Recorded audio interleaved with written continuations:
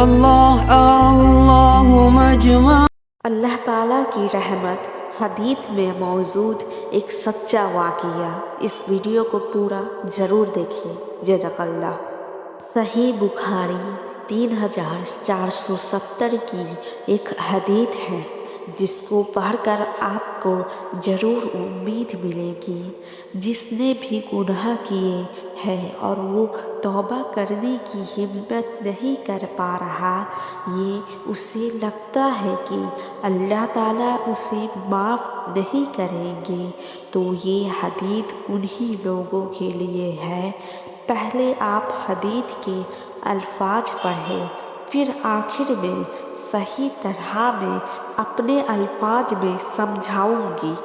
ابو سعید خدری رضی اللہ تعالیٰ عنہ نے نبی کریم صلی اللہ علیہ وسلم نے فرمایا، بنی اسرائیل میں ایک شخص تھا، نام نہ معلوم، جس نے 99 خون ناحق کیے تھے۔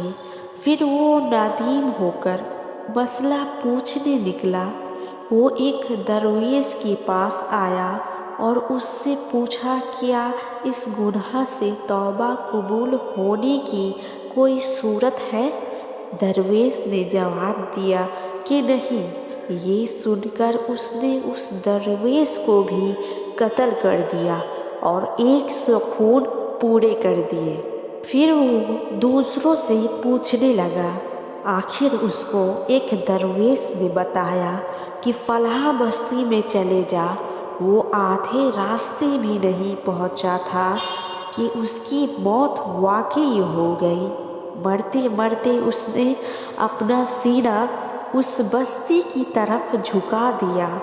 آخر رحمت کے فرشتوں اور عذاب کے فرشتوں میں بہم جھگڑا ہوا کہ کون اسے لے جائے، لیکن اللہ تعالیٰ نے اس نصرہ نامی بستی کو، جہاں وہ توبہ کے لیے جا رہا تھا، حکم دیا کہ اس شخص کے قریب ہو جا، اور اس بستی کو جہاں سے وہ نکلا تھا یہ حکم دیا کہ اس سے دور ہو جا۔ پھر اللہ تعالیٰ نے فرشتوں سے فرمایا کہ اب دونوں کا فیصلہ دیکھو، اور جب ناپا تو اس بستی کو جہاں وہ توبہ کے لیے جا رہا تھا ایک بلشت پہاڑ نزدیک پایا، اس لیے وہ بخش دیا گیا۔ سبحان اللہ۔ یعنی آسان لفظوں میں سمجھایا جائے تو ایک شخص جس نے 99 خون کیے، پھر جب اپنے گناہ پر شرمندہ ہوا تو پوچھنے نکلا کہ کیا اللہ مجھے معاف کر دے گا یا نہیں۔ ایک درویش نے اسے منع کیا تو اس نے غصے میں آ کے اس کا بھی خون کر دیا۔ جب کسی اور سے پوچھا تو اس نے جواب دیا، ایک نصرہ نامی بستی میں چلے جاؤ۔ وہ وہاں توبہ کرنے کے لیے نکلا اور راستے میں ہی اس کی موت ہو گئی۔ مرتے مرتے اس کا سینہ اس بستی کی جانب تھا۔ اب رحمت اور عذاب کے دونوں فرشتوں کے درمیان جھگڑا ہوا کہ اب اسے لے کر کون جائے، کیونکہ ایک طرف اس نے گناہ بھی کیے اور دوسری طرف وہ توبہ بھی کرنے جا رہا تھا۔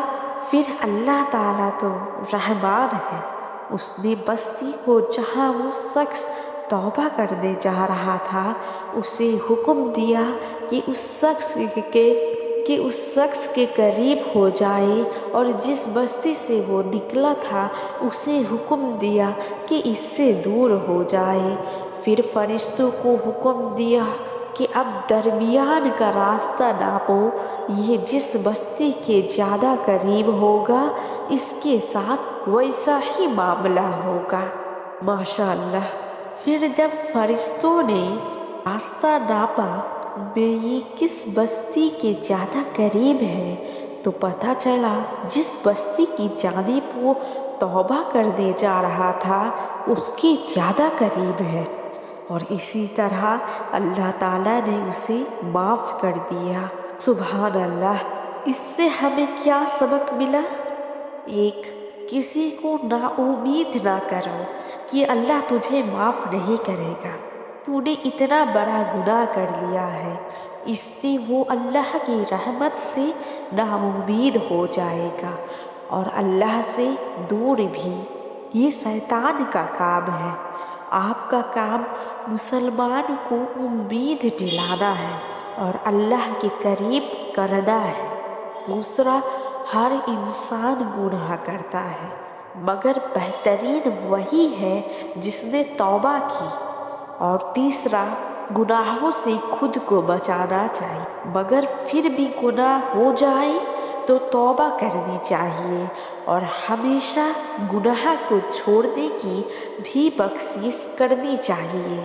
ایسا نہیں ہے کہ ایک ہی گناہ پر ڈٹ جائے۔